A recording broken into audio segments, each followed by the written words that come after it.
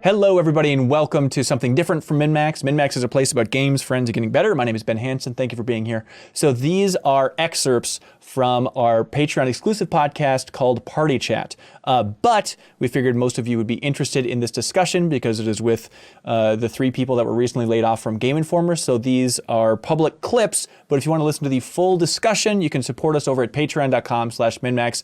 With two ends, you jump in at that $5 tier. Not only do you help support independent games media, but you can listen to the full podcast each and every week and really more than double the amount of podcasts from MinnMax in a special bonus feed that's very easy to set up. So without further ado, here is an excerpt from Party Chat, our Patreon exclusive podcast. Hello, everybody, and welcome to Party Chat, the Patreon exclusive Q&A for everybody at the MinnMax Council tier. Thank you all for being here. I'm Ben Hansen. We appreciate you jumping in and listening to this, but I'm not alone, by God, because I'm joined by Jeff Marchiafava. Hello. How you doing, Jeff Marchiafava? I'm doing okay. We're joined by former Game Informer employees John Carson. Hello. Welcome, happy to be John. here. Yeah, thanks for being here. We're also joined by Wesley LeBlanc. Hello. Hello. Excited to be here. Thanks for having us on. Absolutely. And also joined, late edition, but a very interesting edition, a very seasoned, wise edition. We have Jeff Akervik, former creative director. Was that the title at Game Informer? That was the so-called title. Yeah, that was. Title. And I am Wow. thrilled to be here way more than Jeff apparently. So that's, that's all right. I already got that going for me. Jeff, I'm sick of MinnMax content at this point, so, but maybe there's still like some spark left. Why am I the one who's the most upset about this? I was, obviously on Thursday when things happened, obviously Andy Mack reached out and, That's and nice. I kind of reminisced with him just like, hey, I miss working with you guys. I miss working kind of like back in the heyday, which I think that was when obviously Jeff, you were there, Hansen, you were there, like Turi, obviously Tack, Reeves. I mean, pretty much everyone that's gone. Cork. I mean, they all, Suriel was there, Elise, JV. Like we had a really, really good group. And, those layoffs in 2019, I mean, that really was like the beginning of the end for those of us that stayed. And Hansen obviously was like, after this, I'm out. Like, he knew the writing was on the wall, which I don't blame him. Well, I think what was tough about that, I remember we had a big meeting after the layoffs in 2019, and I knew that I was heading out the door, but I think I had to go on the Pokemon cover story. It's like, that's on the docket, so let me do that, and then I'm bowing out.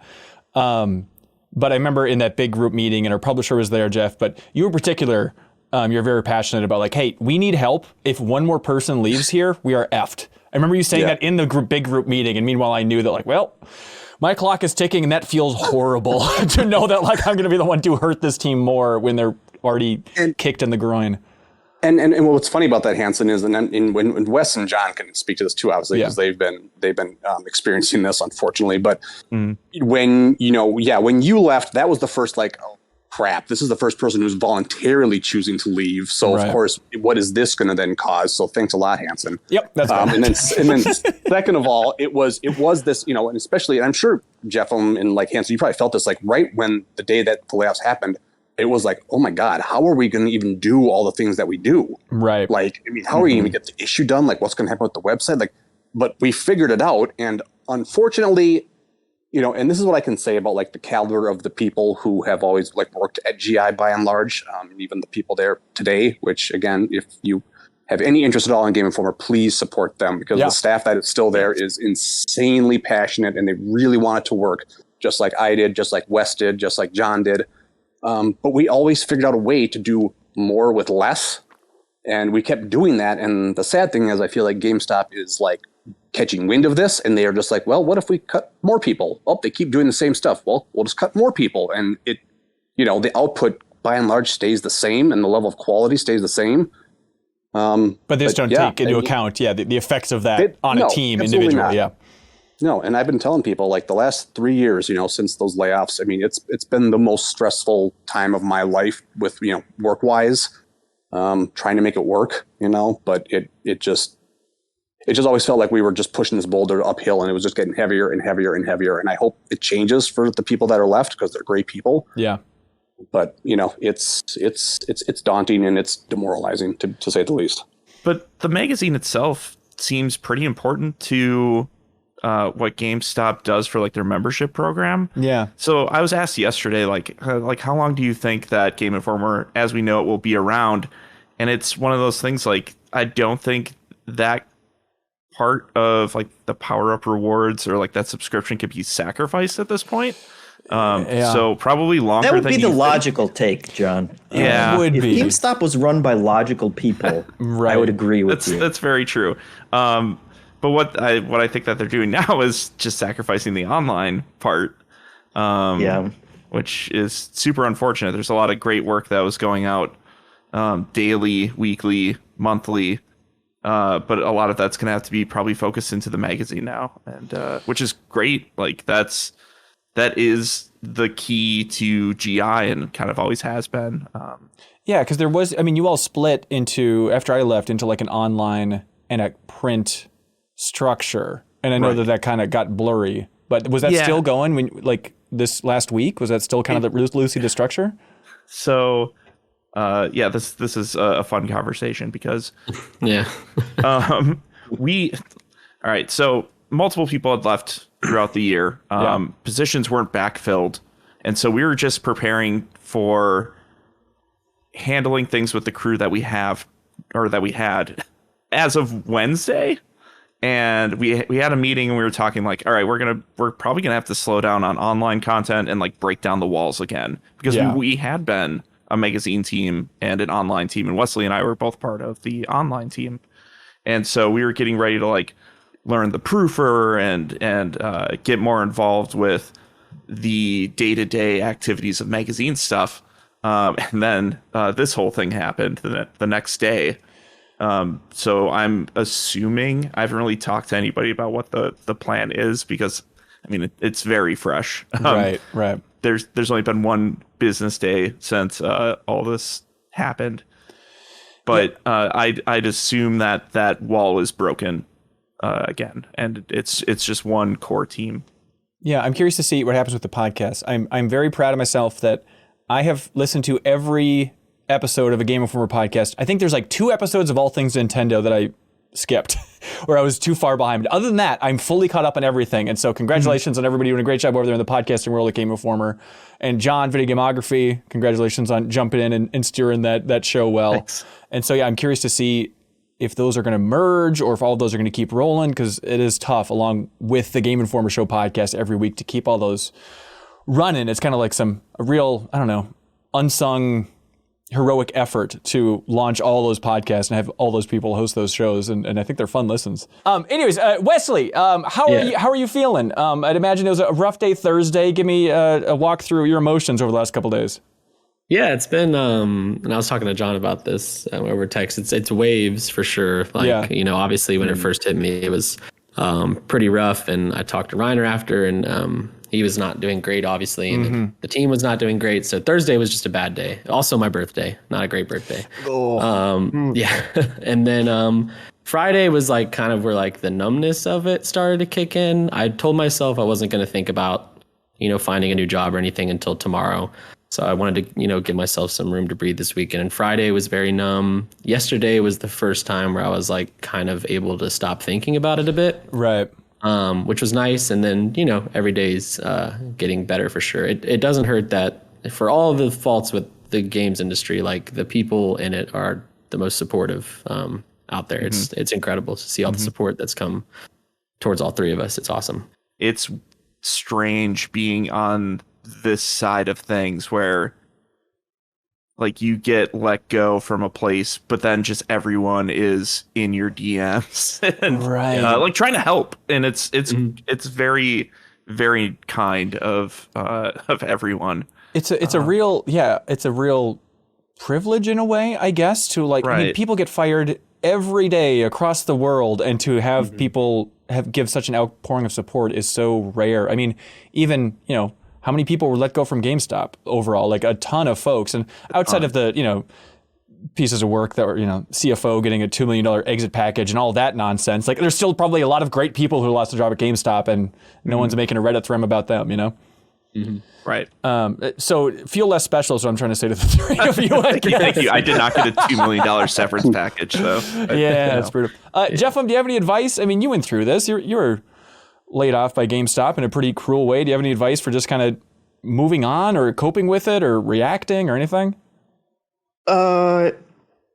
Yeah, I mean, it takes a lot. It takes a lot of time. Yeah. And I think no matter how much you feel you know it, you guys should all know that it's not a reflection of how hard you work or how Right. good you are at your jobs. I mean, I think that's the kind of thing that it's easy to say, yeah, I understand that this was random and, you know, GameStop managers are total morons who don't know what they're doing with their own company and all those things. But, you know, it still eats at you when you have your moments of self-doubt, and you guys absolutely shouldn't. And I guess more than anything, just like, I think ultimately you will all come out of it feeling like you're in a better place. I know I feel like a real asshole saying that to you guys right now when it's so fresh, but it's a time where you can really stop and look at your work-life balance and kind of reassess what's important to you. And I think it's really easy when you have a full-time job, and especially one that feels special like Game Informer did, to kind of not look at it that way, and not look at your life and just, you know, go to work every day and feel thankful that you have that job. And there are things that you sacrifice that you don't realize that you're sacrificing until it's not there anymore. And you realize, hey, maybe my work-life balance was not, you know, as good as I thought it would be. And maybe these aren't the important things that are going to make me happy in life. And you can kind of reassess from there. I would hope so. I would also say that, like, as much as it super sucks being the ones laid off, I think Akravik kind of spoke to the idea that I think, and again, I sound like such an asshole, but I think in the long run, I think you will feel like you were the lucky ones, because as much as it hurts and as much as it sucks right now, like, it's over and it's done with.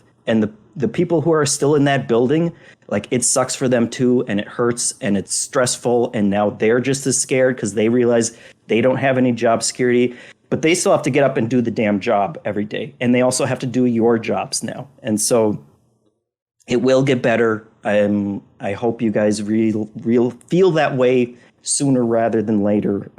But you're all very talented, and I'm sure you'll all be working again very soon. Yeah. Thanks, Jeff. Thank you. Yeah. Do you all Thanks, have Cheryl. any idea of why the three of you? It seems like a very odd collection. Akravik, I'm trying to wrap my mind around why It almost sounds that almost sounds like just an insulting. I appreciate that, but it's almost No, like, it is. why the hell you You, like? you know what it feels like? It feels like, did they just have like a number for the salary that they had to cut, and then Akravik, because you've been a while, that was it? You feel like the equivalent of, like, in the 2019 layoffs of, like, the Matt Burt's layoff. It's like, what? Like, it's just like, there's a it's pattern. funny that and you then, say that. Yeah. So what do you think it is, Akravik? What's going on? How was this chosen? I honestly don't know, and obviously I can't say everything about the things that I have to like kind of like deal with now, right? So but yeah, this feels like a micro version of the 2019 layoffs of, okay, let's cut a more tenured person to kind of like win back some some dollars, more or less, right? And then we'll just get rid of the young people who they haven't been there long, so they probably don't do any don't do a whole hell of a lot, and so those are just easy pickings again, which is completely wrong, because Wes and John were pretty much such a huge identity of especially the online space for GI. Yeah. It's I honestly I don't. Yeah, and I don't know. And honestly, obviously there were people below me, especially like Game Informer's senior designer. That she's been there for a long time, so in many ways she obviously can step in and do a lot of the stuff. And I met with her and obviously John Friday night. We met up a bunch of people from GI, and we talked about that. And it's so much more work for people, and they seem up for it, and I wish them the best. But it's also, I remember 2019 having to take on all that extra work when people left. And I'm sure, Hanson, you were there for a little bit. I mean, it was depressing as hell. Like was a very bleak time. Being in the office was really sad. Like it was like going to work just felt like going to a funeral every day. And I know that people are taking it really hard right now on the GI side of things. And I would love to say that GameStop will support them. I just don't believe they will, because they've continually done what they could over the last 3 years to just kind of undermine any goodwill that I have. And I tend to be a pretty toe the line, okay, whatever we got to do to make this work, let's do it. Right. And they just seem to just want to just throw that back in your face. Yeah. Just to be clear, when we talk about kind of the random cruelty of the layoffs, this is coming from GameStop. It's not as if somebody at Game Informer was making the calls of who to let go. Ooh, correct. It as far was- as we know. Yeah. Okay. Yeah, it was the same thing where Reiner had no idea, just like Ugh. back when Andy Mack didn't have any idea. Reiner was not Yeah. able to say who got laid off or what was going on. Yeah. Yeah, That's how I they do it. I didn't check my teams too much. And I had messages from people higher up in the GameStop world and HR and stuff. And I guess I hadn't seen them. So Reiner messaged me and he was like, hey, you need to check your teams or check your email. And I was like, okay. And I saw that I had, emails from certain names that were pretty high up in the company. And I Googled them and I'm like, this is kind of scary. What does this person want with me? Yeah. And I called them and I was trying to get in touch with them, and an hour had passed and nothing happened. And I'm just like, what's going on? So I called Reiner and I immediately could hear in his voice that something was up. Ooh. And I was like, do you know what this is about? And he was just like, this is bad. And I'm like, is this something I did? And he's like, no, just call me after you get in touch with them. And then, that's when I found out, and I feel so bad. I mean, it's not anybody's fault, but I was like, man, I called Reiner at the worst time ever, because he couldn't tell me, but I could tell that something was up, and just super messed up. Yeah. It doesn't seem like Reiner had any indication, or really anybody at Game Right. Informer had any idea what was going on. Yeesh. Jeff, you talked about the people left in the office are in a tough spot. I mean, John, you mentioned kind of funny that there is not an office. There is not an office, no. So we don't have a place, or the existing crew doesn't have a place to go back to and commiserate with each other. well, and just an interesting side of that, John. I mean, and again, maybe I don't think I'm overstepping here, but it's one of the signs of things unraveling was the fact that we had a new space picked out. Mm-hmm. It was remodeled, and we were literally, I'd say, a month from moving in. And then GameStop notified us that we were not going to take that space and they were going to sublease it. And that was that. And it was that's interesting. I mean, it literally was almost completely done. So hang on. So it was being designed for Game Informer. I remember there were tours on Twitter from Game Informer and stuff hey, this is what it looks like. Check this out. And it's some fun hyping about it on the Game Informer show and stuff. And then it was designed by the Game Informer crew. And then it was yoink, never mind. And now we'll just use that space and get money for it by having other people rent that space. Yep. That is so brutal. Yeah. And that was... I mean, I hope you all see that as the signs of it's good that you're out from under their boot. The way that they handle their employees, the way that they handle how they fire people is your first sign of I was working for people that don't respect me, that didn't respect the job that I was doing. If you gave them a video game disc, they probably put it between two slices of bread and try to eat it like a sandwich. These people aren't worth your time. And so I hope you realize that and walk away with it. One of the reasons I've honestly been upset about this all weekend. And one of the reasons is it really did feel, for as bad as our layoffs were in Gen 1 or whatever you want to call it, it really felt like you guys had almost turned a new leaf where you had a lot of young new people enthusiastic about the job working there who hadn't been exposed to those firings. So obviously you guys had to see a lot of the older folks walk out the door voluntarily, and I know how hard that is as well. But it was you were almost over that hump, and then they just turn around and they do it again, and I'm sure everyone in that in that virtual office now is brushing up their LinkedIn profiles right now, regardless of whether they got fired or not, because it hits everyone, and that just sucks. I think that is what made me the most upset about it on behalf of you guys and the people who are still there.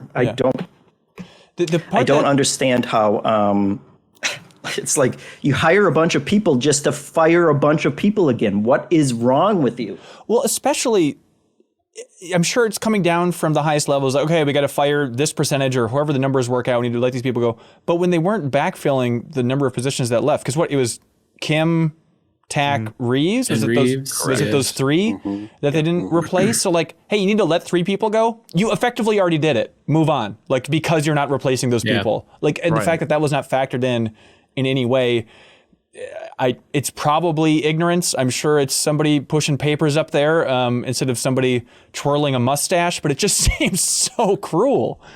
Yeah. I mean, and they also, Hanson, they also released 3 other people who work like in like the dev side and then also like just the office administration side. Right. So we lost 3 other people, and the dev person was with us for 1 month, and then they fired him. Jesus Christ. Well, hey, let's bring somebody else into the conversation. They might be a little more insightful into everything. Hello, Jill Grote. Everyone. Hi, current Game Informer employee Jill. Hey. What a weird conversation for you to listen to. Thank you for being here. No, it's hard. It's so hard because like I know what the flip side was like. Man, that day was so freaking hard. Yeah. And it's still hard. None of us knew. Like Right. John and Wes disappeared like ninjas had grabbed them. Mm-hmm. We were going about our day. That's my normal Thursday morning. Yeah. Smart. Don't talk until noon. Like the first sort of indication I had that something weird was going on was like Jay had written a preview. And I don't know if everybody knows this, but Game Informer has when someone is going to put something up, you have steps that you have to go through, and editing steps you have to go through in order to put it up. And Jay was just kind of sitting there with his preview, and nothing was being said. And then all of a sudden Shay came on to Slack and he was like, Jay, just post it. And I'm like, that's weird. Oh, that's not normal. Something's weird. And then we got a message through Teams, which tells you it's going to be a GameStop person because we use internally Discord. Right. And got into this call that was all like, okay, it's bad. It's always bad when things are like all this corporate salad words, and it was sucky, and we didn't know. And they were like, so yeah, you lost 3 people and that was terrible. And that was like, all of us kind of collectively stopped. And I'm like messaging people on Slack, like, what does she mean? Like 3 people are going? Right. What? Right.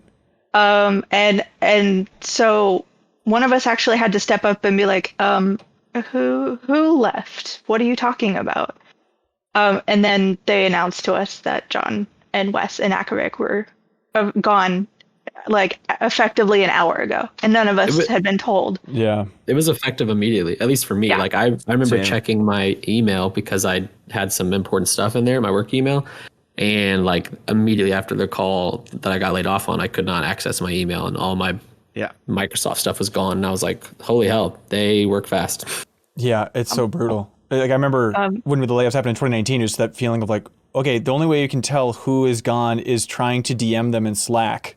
And then if they're not there, then they're the ones. I mean, I remember like, okay, we think we got it. It's some of the new people. We're figuring out the pattern, and then like trying to message Jeffem on Slack. And I was like, what, Jeffem? Like, it's just those outliers. It was very much like the Thanos snap. Yes. Yeah. Yeah, It was. very much like that. Yep. For Yeah, sure. and when I was on vacation when it happened, That's and what it when was. Yeah.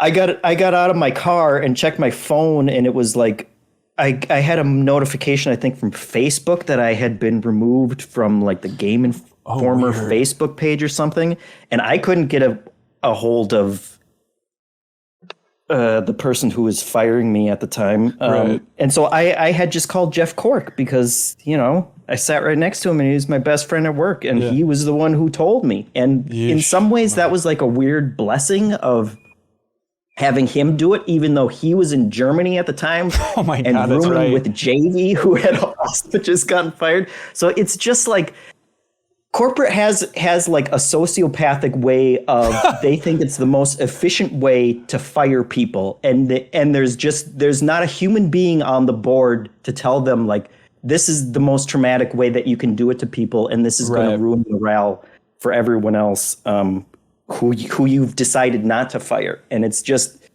really sad. It's sad that they do it that way. Yeah, and they did. To speak a little bit to the earlier question of like why these people were chosen, they were very clear in that robotic, horrible, callous email or discussion that it was blind. So they basically came in and pointed at the first people they saw and were like, okay, you're gone. What? So it could have been any of us walking out that door. That seems just Christ. bizarre. It's great. It's so crazy learning about why I don't have a job after the fact. Right. Yeah, I'm like, feeling. why are you telling us that? That whole day, it was like we were all in shock. None of us could kind of fathom what had just happened. And we had been told, like when I came on, I was very aware of the 2019 layoffs and worried. And I was so upset for all of you. And, Reiner and Miller, who were hiring, let us know that sort of the people who had been at GameStop were now gone, and the new team really cared about us and not cared about us, but cared about the magazine and Game Informer as a brand, and we were important to them, and that they really felt like this was, a new leaf, and we didn't have to worry about that sort of thing ever happening again. And then having that happen, not even a year into being a Game Informer, it's sort of shocking. It's almost like, I guess I should have known better because it did happen before. But I guess it's like a scorpion and the frog situation, Yeah. I mean, Akravic, is it kind of that same attitude that it was after the 2019 layoffs? Of like, hey, GameStop, what do you want? Do you want something from us? Do you have a plan? Can you communicate anything? Was it basically that for 3 years? They weren't very communicative about what they wanted from us. Right. It was always this talking point of we really value your content and we really want, but they would never leverage us in any meaningful way that showed that they valued us as a brand, which I do really believe that Game Informer as a brand, has a lot of value. And I think that if they would just let Game Informer go and be independent, I think Game Informer could thrive that way. And I know that Reiner has tried multiple times to try to literally buy the company, to buy the brand and take it away. But I think GameStop knows that there's value there, but they don't know how to leverage us short of it's a magazine and it's part of Power Up's rewards. So therefore we have to continue providing it just because it's part of the rewards program at a retailer that, by and large people are just fleeing, every month. And, I would sit in on meetings where they would show kind of the sales results of things, and it wasn't good. I mean, it wasn't good. And it's and you would see kind of the writing on the wall of what's been happening. And, they were trying new things. They were definitely, and obviously everyone knows about the NFT blockchain crap and whether or not, that works, which I have a lot of doubts, but they're trying, but unfortunately when you combine a broken business model that's been outdated for well over a decade, combined with the possibility of a recession and just kind of the all digital future of gaming, it's just GameStop just feels like they're woefully just out of step. Well, I do remember attending a GameStop Expo in 2019, and Frank Hamlin, he went on stage in front of all the GameStop managers, and he made it very clear that they were going to, quote unquote, Falcon Punch digital distribution out of the world, and GameStop would win. Wow. Finally speaking my language. So I think they're on top of it, Akravic. Yeah. Well, funny, Frank's not there anymore, so thank again, God. that's, Yeah, he's the wonderful man who said, hey, it's pretty unprofessional that you guys were sad on social media after we fired half your staff. So and then just one more thing. And then I found out later, and Jill, maybe you can corroborate this, is that then they had another meeting with then the main person in charge of kind of our department, of GameStop and everything. And he pretty much told people that people don't have a job for the paycheck. So, you're just here because you have the passion more or less for what it is that we're trying to do. But people don't work for money. And it's for a company who has underpaid everybody that has walked through the Game Informer door. Yeah. That is hilarious for them to utter those words. Yeesh. And you mentioned, the strategy of GameStop, and here they have the leaked memo, according to CNBC here. It was a result of the layoffs. They say, quote, "This means eliminating excess costs and operating with an intense owner's mentality. Everyone in the organization must become even more hands-on and embrace a heightened level of accountability for results." It's like that mess of just like, we're going to lay a lot of you off, and then you guys should like own this. Kind of make it your own. Okay, bye. But then obviously, you talk about the strategy of GameStop, and it's all under that umbrella as well of the meme stock taking off in such a wild way. And so like, knowing nothing from the outside, it just feels like everybody at GameStop is like, well, we don't have a strategy for the future, but we're making a lot of money right now because somehow this phenomenon happened on Reddit. So F it, we're fine. I mean, they need to start checking upper management for eye patches, because it feels like it has just been a revolving door of plunderers who come in. They do like their year of sitting in, it's like sit in this kiddie pool of diarrhea for a year. And if you do, then you get to leave with like $3 million. Right. And it's like no one comes in with any ideas. I guess NFTs are your big idea, which is the biggest red flag. You couldn't even come up with a more comedic red flag at this point. And it's just like, it's people leaving out the door with sacks of money afterwards. Right. I don't know how many different leaders have been in that position, have continued to screw it up, and then left with massive paychecks that could have paid all, the entire Game Informer staff. Yeah. And it just. And I don't know. And they refuse to speak to the shareholders about a vision or a strategy for the future for years. I feel like they haven't been taking questions. There's no outline of any plan as far as I can tell. I mean, Reggie Fils-Aimé has spoken about that idea of just how frustrating it was that he was saying, hey, you need to lay out a vision for your plan. I think they told him, well, we can't do that or people will steal our plan. It's like, holy crap, you guys. Ain't nobody stealing GameStop's plan. It's brutal. Jill, you'd probably be the best to speak to this, but everybody please jump in. What can we do? There's a lot of Game Informer fans listening to this, watching this. What is the best strategy here outside of follow the content, click on the content, leave a nice comment, support the people there? Is there any effective route for supporting the team that's there? Yeah, I mean that is a lot of it, checking out the content. It's hard because I want to say like, go get a subscription, but obviously a subscription is tied to GameStop. Right. And, that's going to be like that for the future. And I guess if you can, go subscribe to our Twitch channel. Get a subscription there, and then you can be in our Discord and be part of that community, which has been so amazing. Yeah. So 100%. Yeah, if you're trying to help out and want to be involved in keeping up with everything, and you don't want to get a subscription or be involved with GameStop, that might be your best bet.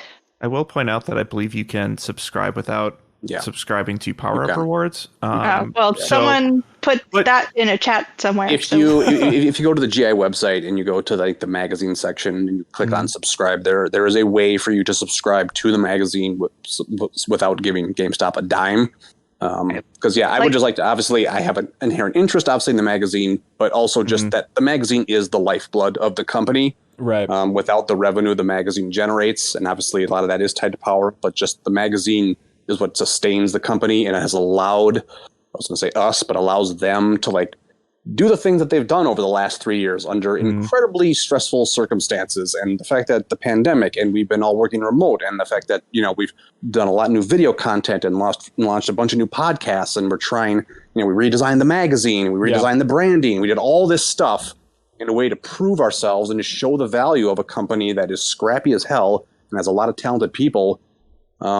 It's just, I just want to make sure people understand that the magazine is what sustains GI in the long run. But, by all means, if you can support that, support Twitch, support the podcasts, it all matters. It really does. Blue Mayhem, you have a question? By the way, Akravic, Blue Mayhem, just to cut you off. Akravic, doesn't this feel like Loveline? Isn't it weird to have a call-in show like this? Oh, man, you always bring back Loveline, dude. we bonded over Loveline. I know. All right, Blue Mayhem, what's going on? Hey, thank you for having me, guys. I just, I've read Game Informer since the first single-digit issues. Wow. My mother when she walked into a Funko Land, saw that they had a magazine and said, if you're going to waste your time and brain cells on video games, you should read in between the sessions. So Nice. I've been reading Game. Yeah, I've been reading Game Informer a long time, and I'm always just blown away by the talent that just walks in and out of that doors, or in our virtual era, in and out of the keyboard that just makes its way onto the pages. And again, that's why I followed Ben Hansen here to MinMax, because I've listened to the podcast for almost the entire run of the podcast. But the point I'm getting to is you guys have just always been, I want to be a part of that outpouring of support and just love and just the phenomenal work that you all were a part of. I've voraciously just consumed it. And so I'm just mystified that a corporation of just such incompetence has this one small pocket of just unbelievable true love for gaming, the medium. And just because of the game that's usually played, there's no colon there. It's a double comma. But you guys are awesome. Just like Jeffem said, another one of the greats that I followed here to MinMax. But I don't want anyone to be questioning the fact that everyone who has read you more or less loves you. They may disagree with your review scores, but they never disagree with your work. And so I'm hoping that, you guys land somewhere on your feet very quickly. I'm sure that won't be a problem, but I just wanted to make sure that you get the outpouring of love here, and specifically from me, and that I've always loved your work. And wherever you go next, I'll do my best to follow you. Thank you. Super sweet. I really appreciate that. Thank you. Thanks so much, Blue Mayhem. Hey, before we sign off here, John, what do you want? What do you want for your future? If people are listening and they can help in some way, what should they do? What are you interested in doing? Yeah, I think I still want to stick with the press for now. Yeah. And do more writing, do more videos, podcasts, whatever. I don't have a solid idea of exactly what I want to do, so I might try freelancing for a bit. And try filling out some stuff. So if you've read my stuff and you might be interested in me providing my talents or whatever, you can DM me on Twitter. I think my DMs are open, or email me at johncarsongames@gmail.com. There we go. Otherwise, it's at John_Carson. That is correct. Yeah, it probably helps to plug that. I gotta say, by the way, the Alexes, they're so smart. Maybe people see this as hokey or something, but I love that it's like, oh, King of Late Night. Like, I love that they had nicknames or have nicknames for everybody on the podcast. I think that's such a smart detail. So hats off to them. Wesley, what would you like? What are you looking for in your future? Yeah, I am kind of like John. I'm definitely thinking I still want to stick to games press and games journalism. I did a lot of freelancing before, and I'd worked in a newspaper for 4 years before going full-time at Game Informer. So I'll probably get back to freelancing for now. But yeah, I mean, I was only there for 9 months, so I'm not yet tired of games journalism. Yeah. Although the layoff definitely stings a bit, and it's not, journalism in general is it's a tough field, and there's not many great owners out there across all forms of journalism. But yeah, I'm just gonna hit the ground freelancing, I guess, and keep an eye out for full-time roles. I unfortunately need a salary to survive typically. So in the meantime, you can follow me on Twitter at LeBlancWes. I will be tweeting probably about how Super Mario 3D World's the best Mario game. Smart. I like it. I support it fully. There's contact info in the description for everybody, by the way, if you're interested in reaching out. Akravic, what the hell are you going to do? What do you want to do? Yeah, I don't know, Hanson. It's the last 3 years have been hard for me, and I think I definitely relate more with like what Jeffem has said. And he reached out to me privately as well, and kind of echoing the same things. And it's kind of hard to see that perspective, kind of like with how fresh everything is. But at the same time, even when it all happened on Thursday, I kind of sensed that and knew that this was going to probably be for the best, and would allow me to kind of reassess just kind of what I want. 14 years is a pretty long time, and I'm already like now in my mid 40s. I started when I was 30. So I was definitely one of the older people on staff for sure. I felt very lucky like work there. It was a job that I kind of almost stumbled into because I didn't know GI was even based in Minneapolis. Yeah. To be quite honest. So like I loved it, and it was a cross section of video games, which I've been part of playing since I was a little kid, and then the type of design, especially like editorial layout design, that I just really became drawn to. But then I was exposed to kind of other things too. So it's like I think I'm going to take a little bit of time and just kind of like reassess. I think things are a little too fresh to like, okay, I'm going to jump right back in. I'm fortunate enough to have the means to be able to like take some time and just kind of figure out what the next step is. But I'm always open to talking about possible opportunities. Obviously, I love stuff with gaming. Whatever that maybe could be would be great. But I'm open. I got 2 kids, so it's like life is very different now than when it was when I started at GI back in 2008. So yeah, I'm going to try to embrace this moment of change with kind of an open heart and open mind. That's scary. I'll be quite honest. Again, I wish the best for John and Wes. I mean, it's not easy no matter when this happens, but when you've got 14 years under the belt, it hits in a different way. And so, I just need to take some time and just kind of consider what's next, and kind of grieve more or less. Yeah. Yeah. You have a ridiculous amount of knowledge of the game industry and design in your head right now. So if you'd want to, it'd be a shame for you not to keep leveraging that in some way. For sure. Yeah. Thanks, Ben.